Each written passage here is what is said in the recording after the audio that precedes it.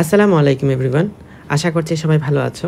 Previous ভিডিওতে আমরা first week of development নিয়ে আলোচনা করেছিলাম, যেখানে আমরা দেখে এসেছি ফার্টিলাইজেশন কমপ্লিট হলো, ফার্টিলাইজেশনের পরবর্তীতে ক্লিভেজ স্টার্ট হয়, ক্লিভেজের মাধ্যমে মরুলা তৈরি হয়েছিল এবং ব্লাস্টুলা তৈরি হয়েছিল। সেই ব্লাস্টুলাটা যখন ইমপ্লান্ট হবে ইউটেরাসের মধ্যে, ইমপ্লান্টেশনটা স্টার্ট হয়েছিল 6.5 অথবা 7ম দিনে। তো এখন এই ইমপ্লান্টেশন কিন্তু এখনও কমপ্লিট হয় নাই। তো ইমপ্লান্টেশনটা কমপ্লিট হবে অ্যাকচুয়ালি 12 ডেজে। তো আমরা আজকের ভিডিওতে মূলত আলোচনা করব সেকেন্ড উইক অফ ডেভেলপমেন্ট। এই সেকেন্ড উইক অফ ডেভেলপমেন্টের মধ্যে আমরা সেকেন্ড উইক বলতে কতটুকু বুঝতেছি? সেকেন্ড উইক বলতে বুঝি 8 থেকে 14 ডে, তাই তো? এই 8 থেকে 14 ডেজ সবগুলো কিন্তু খুব ইম্পর্ট্যান্ট যে তা না, মানে সবগুলোতে খুব রিমার্কেবল চেঞ্জ হয় এরকম না। কোন কোন ডেজে চেঞ্জ হয় আমরা আলাদা করে 8 যে ডেটা আছে, 8th ডে, 9th ডে, 11, 12টাকে মানে চেঞ্জগুলো যেহেতু একসাথে হয় সেই জন্য 11 এবং 12 ডেকে একসাথে পড়ব এবং 13 ডে। এই চারটা ফিগার, চারটা কী কী ক্যারেক্টারিস্টিক্স চেঞ্জ হয় সেগুলো নিয়ে আলোচনাই হলো সেকেন্ড উইক অফ ডেভেলপমেন্টের মূল প্রতিপাদ্য বিষয়। তো আমরা দেখি প্রিভিয়াস যে ভিডিও যেখানে আমরা ফার্স্ট উইক অফ ডেভেলপমেন্ট শেষ করেছিলাম, সেখানে এরকম একটা ফিগার দেখেছিলাম। এই ফিগার দেখে সেখানে আমরা ভিডিওটা শেষ করেছিলাম। তো এটাই মূলত আমাদের এই জায়গা থেকেই সেকেন্ড উইক অফ ডেভেলপমেন্টের শুরু হয়। অ্যাকচুয়ালি এই ফিগারটা সেকেন্ড উইক অফ ডেভেলপমেন্টের সাথেই বেশ অ্যাপ্রোপ্রিয়েট হয়। ফার্স্ট উইক অফ ডেভেলপমেন্টে এই ফিগারটা আসলে আসে না, মানে ফার্স্ট উইকের মধ্যে পড়ে না। এটা 7ম থেকে 8ম দিনের মতো, মানে ধরো 7 দিন কমপ্লিট হওয়ার পরে এইটা এমব্রায়োটা এই অবস্থায় আসে। অর্থাৎ তুমি এটাকে 8th ডে বা সেকেন্ড উইকের অনসেট ধরে নিতে পারো। তো আমরা যদি এই ফিগারের মধ্যে দেখি কী কী দেখতেছি, এখানে এই ফিগার আর এই ফিগার, এটা হচ্ছে তোমার 8ম দিনে কী কী চেঞ্জ হচ্ছে। তো এখানে দেখো আমাদের এখানে কিন্তু সাইটোট্রোপোব্লাস্ট এবং সিন সাইটোট্রোপোব্লাস্ট। তো আমরা ফার্স্ট উইকের মধ্যে দেখছিলাম ট্রোপোব্লাস্ট ছিল, এই ট্রোপোব্লাস্টটা এখন সাইটোট্রোপোব্লাস্ট, সিন সাইটোট্রোপোব্লাস্ট এটাতে কনভার্ট হয়েছে, মানে দুইটা ভাগে ভাগ হয়ে গেছে। আর এই যে ইমব্রায়োব্লাস্টটা আছে, ইমব্রায়োব্লাস্টটা এখানে দেখতে পাচ্ছি, এই ইমব্রায়োব্লাস্টটা এই 8th ডেতে এসে এখানে দেখো ইমব্রায়োব্লাস্টটা এখানে তৈরি করতেছে।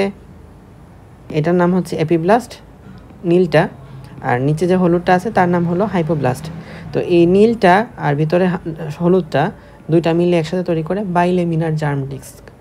ওকে, তো আমি কথাগুলো আরেকবার রিপিট করি। আমরা দেখছিলাম ফার্স্ট উইক অফ ডেভেলপমেন্টে সেখানে ছিল ট্রোপোব্লাস্ট। সেই ট্রোপোব্লাস্টটা দুইটা লেয়ারে ভাগ হয়, একটা সাইটোট্রোপোব্লাস্ট এবং আরেকটা সিন সাইটোট্রোপোব্লাস্ট। যখন ইমপ্লান্টেশন হয়, ইমপ্লান্টেশন তো আগের উইকে স্টার্ট হয়েছিল, মানে 6.5 দিনে শুরু হয়েছিল। তো তখন সিন সাইটোট্রোপোব্লাস্টটা এটার সাথে অ্যাটাচ হয়েছে। আর যখন 7th ডে পার হয়ে গেছে, 7 ডে কমপ্লিট হওয়ার পরে এই সিন সাইটোট্রোপোব্লাস্টটা তখন এটার সাথে কী হলো, এখানে একটু ভিতরে ঢুকছে, একটু ইনভেঞ্জিনেট করছে। আর তো এটা হচ্ছে ট্রোপোব্লাস্টের দুই ভাগ। আর আরেকটা ছিল ইমব্রায়োব্লাস্ট। এই ইমব্রায়োব্লাস্টটা আরও দুই ভাগে ভাগ হয়, একটার নাম হলো, এটার নাম এপিব্লাস্ট, আর নিচেরটা যে হলুদটা আছে তার নাম হাইপোব্লাস্ট। তাহলে এপিব্লাস্ট হাইপোব্লাস্টে কনভার্ট হয়েছে। এবং এখানে দেখো কিছু নীল কালার কিন্তু একই ধরনের না। এখানে এই যে সেলগুলো আছে, এই সেলগুলোর নাম হচ্ছে এমনিওব্লাস্ট, কারণ এই সাদা সাদা যেটা দেখতেছো সেটার নাম হচ্ছে এমনিওটিক ক্যাভিটি। তো এখানে অনেক ফিগারে অনেক কিছুই আছে, সব কিছু কিন্তু আমি বলি নাই, কারণ সব কিছু আসলে এই উইকে ডেভেলপমেন্ট হয় না। মানে 8th ডেতে আমরা এখন পড়তেছি অ্যাকচুয়ালি 8th ডে, কিন্তু 8th ডে হলেও এই 8 ডের মধ্যে এখানে সব কিছু চলে আসে না, যেহেতু ফিগারটা মানে ল্যাংম্যান স্যারের বইয়ের সাথে একটু ম্যাচ করতেছে না। তো আমি জাস্ট এখান থেকে একটু মার্ক করে দিব যে কী কী আমরা 8th ডেতে দেখতে পাবো। দেখো এন্ডোমেট্রিয়াল কানেকটিভ টিস্যু, এটা তো স্বাভাবিকভাবে থাকবে। আমি জাস্ট এমব্রায়োর পার্টটুকু দেখাচ্ছি। এখানে দেখো সিন সাইটোট্রোপোব্লাস্ট, এটা 8th ডেতে পাওয়া যায়। সাইটোট্রোপোব্লাস্ট এটা 8th ডেতে পাওয়া যায়। তো আমরা এই প্রথম ফিগার থেকে ট্রোপোব্লাস্টের দুইটা পার্ট দেখতে পারলাম। আর সেকেন্ড ফিগার থেকে আমরা এপিব্লাস্ট এবং হাইপোব্লাস্টের দুইটা ফিগার দেখতে পারলাম, মানে দুইটা পার্ট চিহ্নিত করা দেখতে পারলাম। এছাড়া এখানে দেখতেছি যে সাদা পার্টটুকু আছে, এই সাদাটা হচ্ছে এমনিওটিক ক্যাভিটি, এবং এমনিওটিক ক্যাভিটিকে যারা লাইনিং করে আছে আমরা এমনিওজেনিক সেলই বলতে পারি।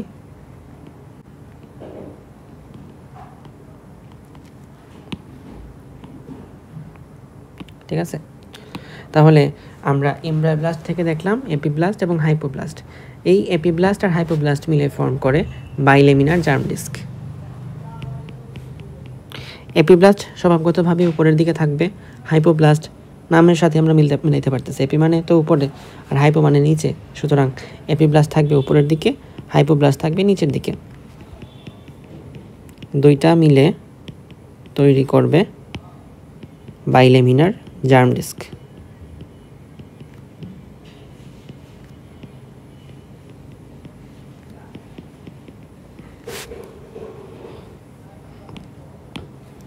ওকে ফাইন। আচ্ছা, তাহলে আমরা একটু ল্যাংম্যানের বই থেকে একটু মিলাই নিই। দেখো ডে 8 এখানে ব্লাস্টোসিস্টটা পার্শিয়ালি ইমবেডেড করবে এন্ডোমেট্রিয়াল স্টোমার মধ্যে। তো এটা ল্যাংম্যানের বই থেকে তুলে নেওয়া। এখানে এই যে দেওয়া আছে যেটা, এটা হলো সাইটোট্রোপোপ্লাস্ট।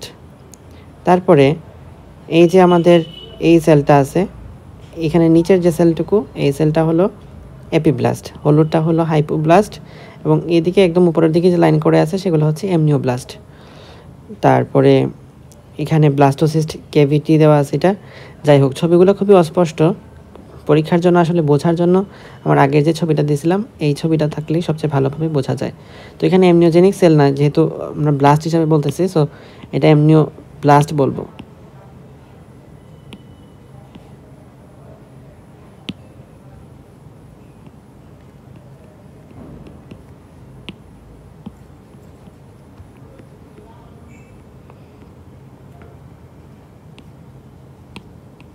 ওকে, তো এখানে ট্রোপোব্লাস্টটা দুইটা লেয়ার ভাগ হয়েছে, একটা সাইটোট্রোপোব্লাস্ট আর একটা সিনসাইটোট্রোপোব্লাস্ট।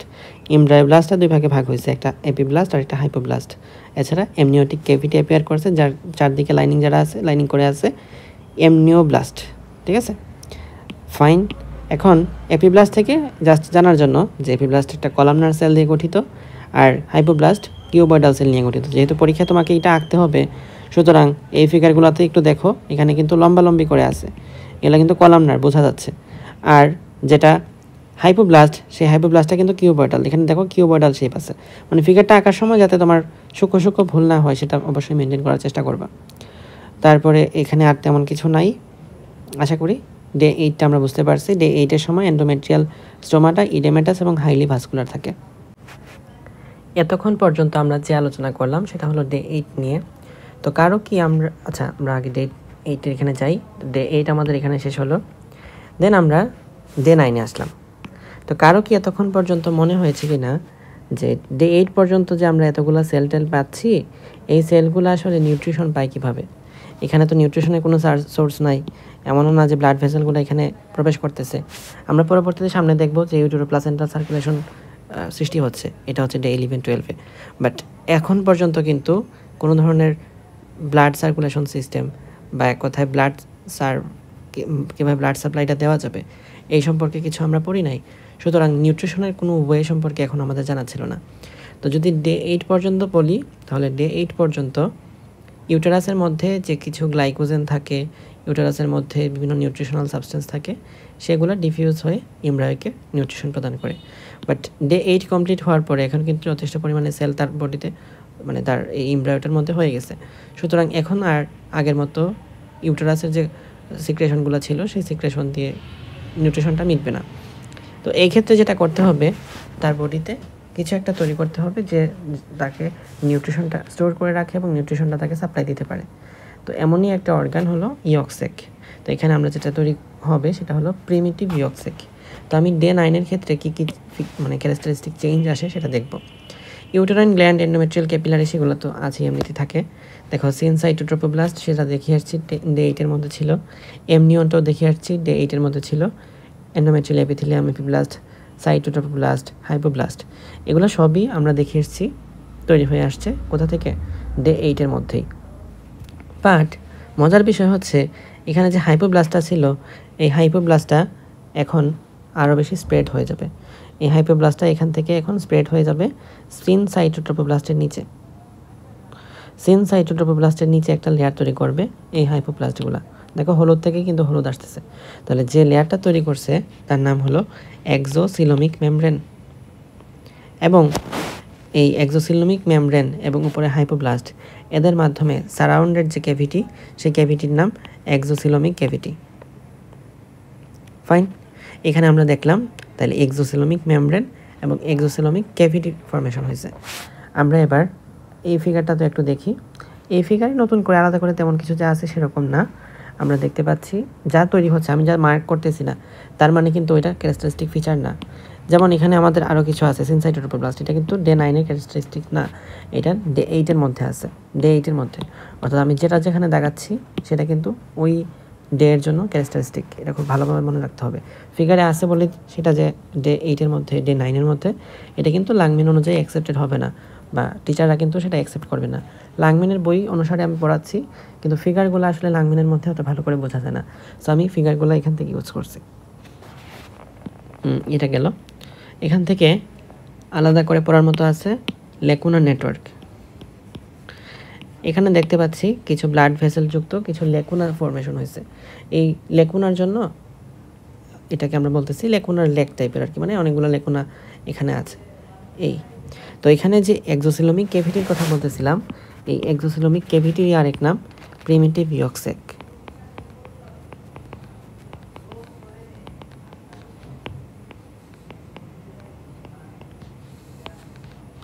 প্রিমিটিভ ইয়কস্যাক বলতেছি তার মানে এটা ভবিষ্যতে একদম পূর্ণাঙ্গ ইয়কস্যাকেও কখনো কনভার্ট হবে। এই তো, তাহলে ডে 9টুকু আমরা কমপ্লিট করলাম। আমরা লাংমেন থেকে একটু দেখে আসবো। তো এখানে আলাদা করে তেমন কিছু নাই, যে মোর ডিপলি ইমবেডেড হয় এন্ডোমেট্রিয়ামের মধ্যে, দেখলাম আমরা ফিগারে ট্রোপোপ্লাস্টিক লেকুনা অ্যাপিয়ার করে। এক্সোসিলোমিক মেমব্রেনের আরেক নাম হলো হাউসার মেমব্রেন। তো এই হাউসার মেমব্রেন ফর্মেশন করে কিসের মাধ্যমে? হাইপোব্লাস্ট থেকে আসা সেলগুলোর মাধ্যমে। দেখে এসছি আমরা, হলুদ রঙের সেলগুলো ছিল। আর এক্সোসিলোমিক ক্যাভিটি, যার আরেক নাম প্রিমিটিভ ইয়কস্যাক, এটাকে লাইনিং করে হাউসার মেমব্রেন বা এক্সোসিলোমিক মেমব্রেন এবং তার সাথে হাইপোব্লাস্ট। তাহলে হাইপোব্লাস্ট এবং হাউসার মেমব্রেন মিলে এটা হলো হাইপোব্লাস্ট, আর এটা হলো হাউসার মেমব্রেন মিলে এখানে লাইনিং করতেছে এক্সোসিলোমিক ক্যাভিটি বা প্রিমিটিভ ইয়কস্যাকের ক্ষেত্রে। এখানে আলাদা করে তেমন কিছু নাই। লেকুনার স্টেজের কথা বলছে, ডে 9কে লেকুনার স্টেজ বলা হয়, কারণ এখানে লেকুনা টাইপের করতেছে। তো এর বাইরে ফাইব্রিন কোয়াগুলামের কথা আলাদা করে ক্যারেক্টারিস্টিক একটা কথা বলা যেতে পারে। ফাইব্রিন কোয়াগুলামের কথা কেন আসতেছে? কারণ যেহেতু এখন মোটামুটি ইমপ্লান্ট হয়ে গেছে, অর্থাৎ এই যে ইউটেরাসের লেয়ার এন্ডোমেট্রিয়াম, তার ভিতরে কিন্তু ইমবেডেড হয়ে যাচ্ছে। তো এই যখন ইমবেডেড হয়ে যাচ্ছে তখন এই যে এইটার ভিতর দিয়ে যখন ঢুকলো, তখন এইটা তো মানে পিয়ার্স করে ঢুকছে মোটামুটি, তো এটাকে মোটামুটি রাপচার করে এটার ভিতরে ঢুকছে। তো ব্লিডিং হওয়ার কথা, যেহেতু এখন এই জায়গাটার মধ্যে এখন কিছু নাই, যেহেতু সে ঢুকে গেছে, এখন এই জায়গার মধ্যে কিছু নাই। সো এই জায়গায় তো এটা একটা মানে দুইটাকে মিক্স করতে হবে, কোয়াগুলেশন ঘটাইতে হবে, সিম্পল কথা। তো এইটার জন্য ফাইব্রিন কোয়াগুলামটা কোয়াগুলেন্ট হিসেবে কাজ করে। তো ডে 9টা আমরা পড়ে ফেললাম। এবার আমরা ডে 10-এ আসলে তেমন কোনো সিগনিফিকেন্ট রিমার্কেবল চেঞ্জ হয় না, তো আমরা ডে 11-12টা পড়ব।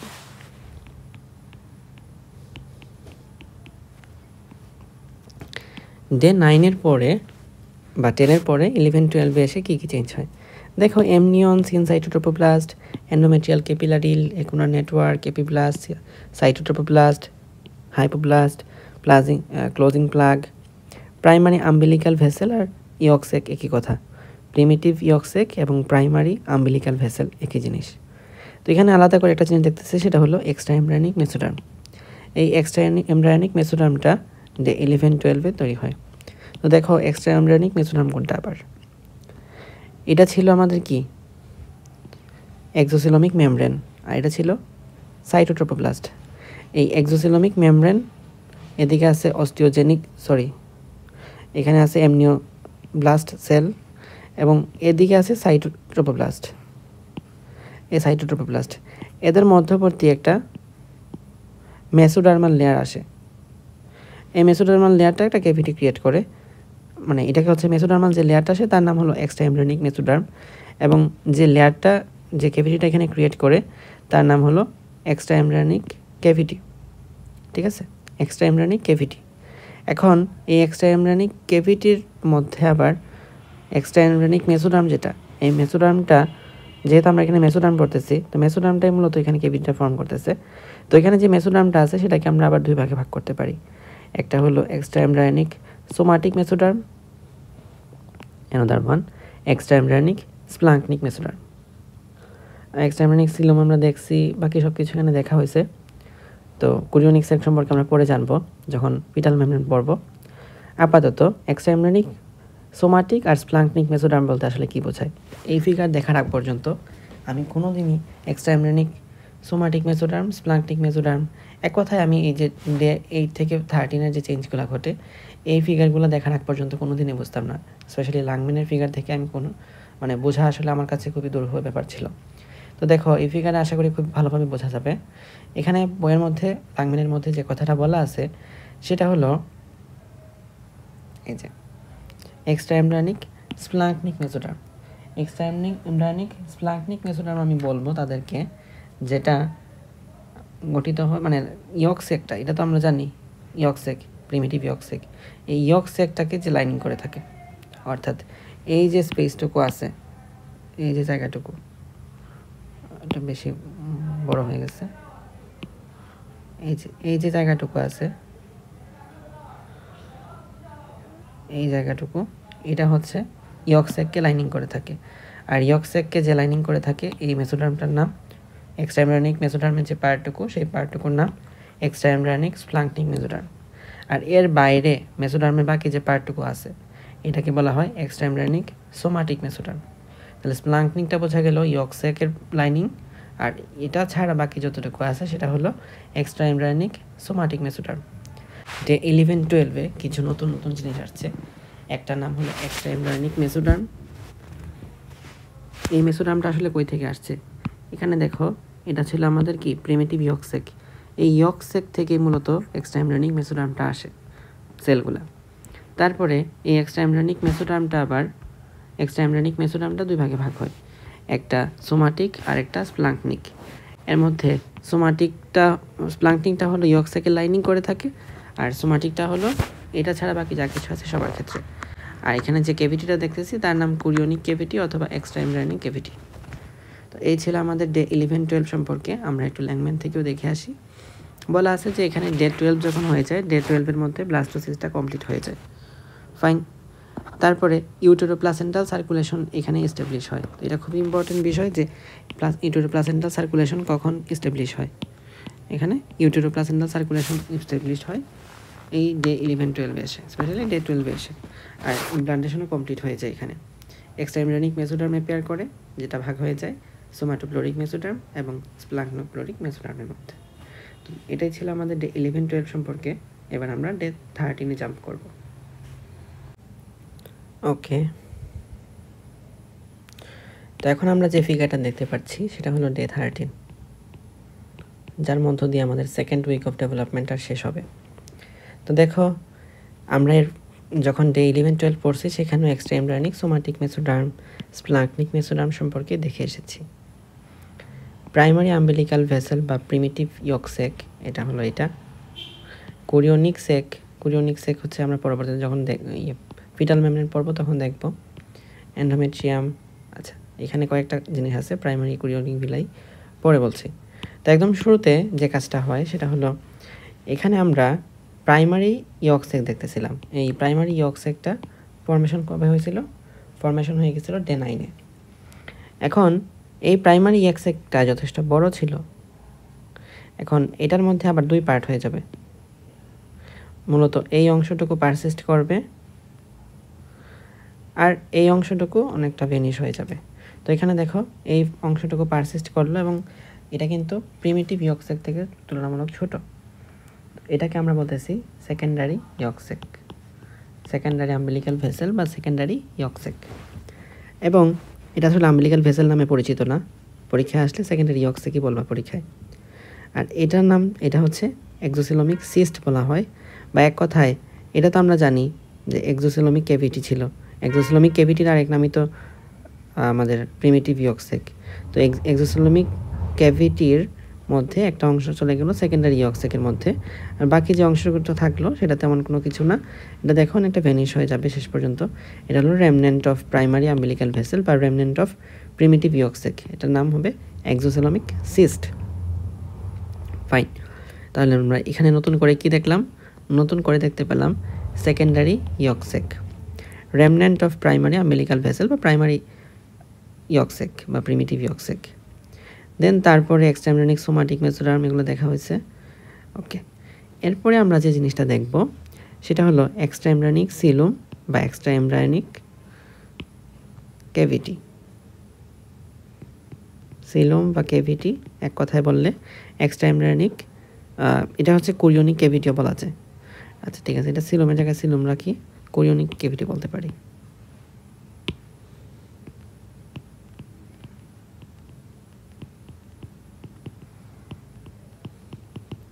তো লাংম্যানের বইয়ের মধ্যে একটা কথা দেখবা যে যখন ডে 12 পড়বা সেখানেও লেখা আছে যে সোন ইট ফর্মস এক্সট্রা এমব্রায়োনিক সিলুম ডে 12-এর মধ্যে, কিন্তু এটা আসলে সোন দিয়ে বোঝাচ্ছে যে একদিন পরে, অর্থাৎ এই এক্সোসিলোমিক এক্সট্রা এমব্রায়োনিক সিলুম বা কোরিওনিক ক্যাভিটি ফর্মেশন হয় কবে? ডে 13-এ, not day 12 according to Langman. তো এখন এই যে দুইটা কথা কনফিউজ হবা তুমি, একটা হলো এক্সট্রা এমব্রায়োনিক সিলুম, এক্সট্রা এমব্রায়োনিক সিলুম একটা, আর একটা ছিল এক্সোসিলোমিক ক্যাভিটি। একটা পার্থক্য হিসেবে দিই আমরা, এক্সট্রা এমব্রায়োনিক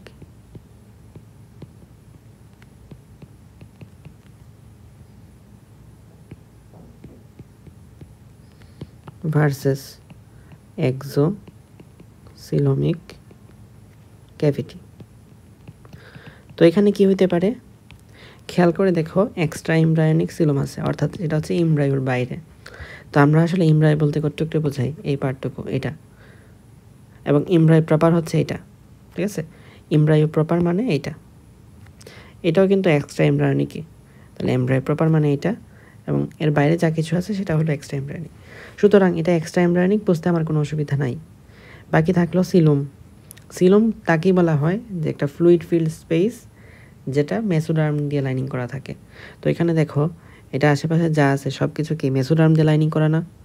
এখানে এই যে এই অংশটুকু কি? এটা হচ্ছে এক্সট্রা এমব্রায়োনিক স্প্লাঙ্কটিক মেসোডার্ম, আর এটা হলো এক্সট্রা এমব্রায়োনিক সোমাটিক মেসোডার্ম। তাহলে এইটা মূলত একটা ফ্লুইড ফিল্ড স্পেস, যেই স্পেসটা লাইনিং করা আছে স্প্লাঙ্কনিক এবং সোমাটিক মেসোডার্মের মাধ্যমে। সুতরাং এটাকে আমি সিলুম বলতেই পারি। এটা দেখা যায় কখন? এটা দেখা যায় ডে 13-এ।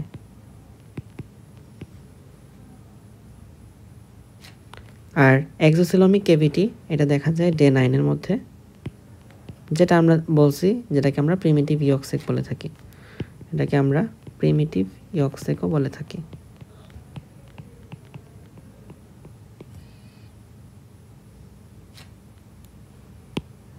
Okay fine. তো আমরা অনেক কিছু দেখে ফেললাম, এর বাইরে আরেকটা জিনিস দেখব, সেটা হচ্ছে ভিলাই। তো ভিলাইটা এখান থেকে না, আমরা লাংম্যানের বই থেকে এটা ভালোভাবে বোঝা যাবে।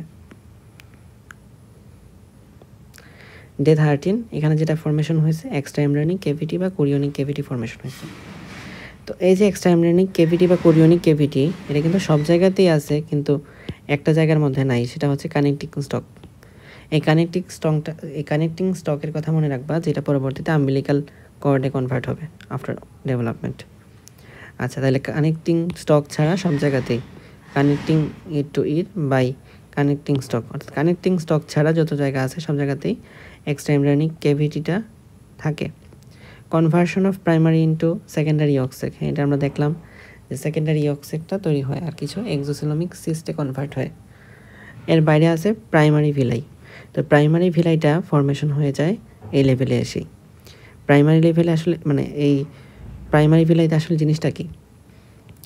আমরা 3 ধরনের ভিলাই পড়ব, প্রাইমারি ভিলাই, সেকেন্ডারি ভিলাই এবং টারশিয়ারি ভিলাই। এর মধ্যে প্রাইমারি ভিলাইটা সম্পর্কে এখন পড়ছি। যখন 3টা একসাথে পড়ে ফেলবো তখন 3টার পার্থক্যটা একটু মনে করাই দিতে হবে। দেখো, এটা হচ্ছে আমাদের সাইটোট্রোপোপ্লাস্ট এবং এটার নাম হলো সিনসাইটোট্রোপোপ্লাস্ট, নীল সবুজটা, আর এটা হচ্ছে হালকা সবুজ যেটা, সেটা হলো সাইটোট্রোপোপ্লাস্ট। তো এখানে কিছু কিছু জায়গায় দেখবা, আমরা নর্মালি কি দেখছি, সাইটোট্রোপোপ্লাস্টগুলো একটা এভাবে এক লেয়ারে সেল আছে। যদি এরকম হয় একটার উপরে কয়েক লেয়ার থাকে, একটার উপরে দেখো কয়েকটা লেয়ারে যদি থাকে তখন কিন্তু তখন সেটাকে আমরা প্রাইমারি ভিলাই বলবো। তাহলে সেলগুলোর প্লেট যদি একটার পর একটা উপরে উঠে, তাহলে সেটা যেটা ফর্ম করবে সেটা হলো প্রাইমারি ভিলাই।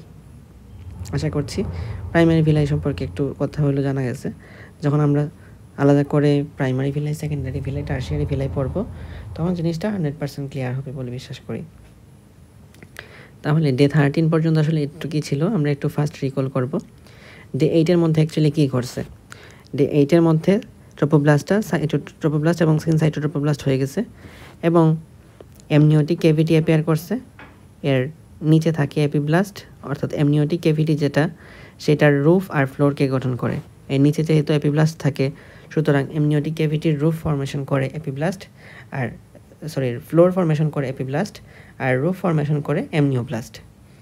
আর এপিব্লাস্টের নিচেও থাকে হাইপোব্লাস্ট। আর এটা তো ব্লাস্টোসিস্ট ক্যাভিটি, এটা ব্লাস্টোসিস্ট ক্যাভিটি, তো এটা নিয়ে নতুন কোনো কথা নাই। আমাদের এই লেভেলে এসে কিন্তু ডে 8-এর মধ্যে কী জিনিস এখনও তৈরি হয় নাই, এটা কিন্তু এখনও তৈরি হয় নাই, এটা ভুলে দেওয়া হয়েছে। অ্যাকচুয়ালি ভুলেও দেওয়া হয় নাই, আমি যেখান থেকে ছবিটা নিছি সেখানে এইভাবে আসলে সাজানো নাই, জাস্ট ছবিগুলো দেওয়া হয়েছে। এখন সেই ছবিকে আমি জাস্ট কাজে লাগাইছি। এরপরে ডে 9-এর মধ্যে আমরা দেখতে পাচ্ছি এখানে নতুন করে এক্সোসেলোমিক ক্যাভিটি এবং এক্সোসেলোমিক মেমব্রেন নেওয়া হয়েছে। এবং এর বাইরে এখানে আমরা দেখতে পাচ্ছি এক্সট্রা এমব্রায়োনিক মেসোডার্মের কথাও লিখে দিচ্ছে। সো এটা এখানে ফর্মেশন আসলে হয় না। এছাড়া লেকুনার নেটওয়ার্ক ফর্ম হয় ডে 9-এর মধ্যে। ডে 11-12-এ এক্সট্রা এমব্রায়োনিক মেসোডার্ম ফর্মেশন হয় এবং সেটা দুই ভাগে ভাগ হয়ে যায়, সোমাটিক মেসোডার্ম, স্প্লাঙ্কনিক মেসোডার্ম। এখানে আমরা দেখতে পাচ্ছি এক্সট্রা এমব্রায়োনিক সিলোম, এটা কিন্তু এখনও ফর্মেশন হয় নাই, এবং প্রাইমারি ভিলাই, এটাও এখনও ফর্মেশন হয় নাই। তারপরে ডে 13-এর মধ্যে আমরা দেখতে পাচ্ছি এক্সট্রা এমব্রায়োনিক সিলোম বা কোরিওনিক ক্যাভিটি ফর্মেশন হয়েছে, এবং প্রাইমারি ভিলাই, সেকেন্ডারি ইয়কসেক। এবং সেকেন্ডারি ইয়কসেক যখন তৈরি হয় তখন প্রাইমারি ইয়কসেকের কিছু রেমনেন্ট আলাদা করে পড়ে থাকে, সেটা বিষয় না। এখানে সেকেন্ডারি ইয়কসেক পাচ্ছি, প্রাইমারি ভিলাই পাচ্ছি, এবং remnant of primary umbilical vesicle এটা পাচ্ছি। তাহলে এটা কোনটার মধ্যে কী পাচ্ছি এটা কিন্তু ভালো করে পারতে হবে। এবং লাংম্যান থেকে যে ছবিগুলো নেওয়া হয়েছে সেই ছবিগুলো যতটুকু ভালোভাবে সুন্দর করে সাইন্টিফিক ওয়েতে আঁকতে পারবে। মানে সবগুলো ছবি সাইন্টিফিকই আছে, বাট সব ছবি তো তুমি হুবহু ল্যাংম্যানের মতো আঁকতে পারবে না। যতটুকু ওনার বইয়ে যেভাবে দেওয়া আছে সেভাবে আঁকার চেষ্টা করবা। ওকে, ফাইন। তো আমরা দেখতে পেলাম যে এখানে যা ঘটতেছে সবই আসলে 2 ঘটতেছে। মানে এক কথায় আমরা যদি সেকেন্ড উইক অফ ডেভেলপমেন্টকে, সেকেন্ডের মধ্যেও 2 আছে, এটাকে যদি বলি যে টুস রুল ফলো করে, হ্যাঁ টুস রুল ফলো করে। টুস রুল মানে কি আসলে, যেখানে ট্রোপোব্লাস্টটা ভাগ হয়ে যায় সাইটোট্রোপোব্লাস্ট এবং সিনসাইটোট্রোপোব্লাস্টের মধ্যে। এখানে এমব্রায়োব্লাস্টটা ভাগ হয়ে যায়, একদিকে থাকে হাইপোব্লাস্ট আর একদিকে থাকবে এপিব্লাস্ট। এরপরে এখানে এক্সট্রাসেলোমিক মেমব্রেন না, অ্যাকচুয়ালি এখানে থাকে এক্সট্রা এমব্রায়োনিক মেসোডার্ম। এই এক্সট্রা এমব্রায়োনিক মেসোডার্মটা ভাগ হয়ে যায় সোমাটিক মেসোডার্ম এবং স্প্লাঙ্কনিক মেসোডার্মের মধ্যে। তো এই জন্য এখানে একটা প্রোডাক্টটা দেখতে পারতেছি বারবার ইয়াই করতেছে, মানে এক্সট্রা এমব্রায়োনিক, সোমাটিক আর স্প্লাঙ্কনিক, এবার প্রত্যেকটাই দেখতেছি যে 2টা করে ডিভাইড হচ্ছে। 2টা করে ডিভাইড হওয়া মানে কি, এটা হচ্ছে সব কিছু 2 হয়, অর্থাৎ এটা টুস রুল নিয়ম মেনে চলে। এটা পরীক্ষায় আসে রিটেনে, পরীক্ষার জন্য এটা ভালোভাবে ইম্পর্টেন্ট। আর ডে 13 এটা তোমাকে এক্সপ্লেনেটরি কোয়েশ্চেন হিসেবে আসবে। এগুলো যা আছে সবগুলোই ভাইভাতে এক্সপ্লেনেটরি কোয়েশ্চেনের জন্য 100% ইম্পর্টেন্ট। একটা না একটা আসবেই তোমার অবশ্যই।